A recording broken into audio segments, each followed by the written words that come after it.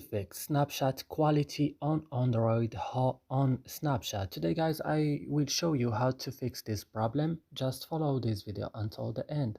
So let's start. First you will just go to Snapchat, to settings of your phone, sorry, and you will search now for apps or applications. You will now search for Snapchat. As you see, I'm searching now for Snapchat, and when I found it I will just open it like this.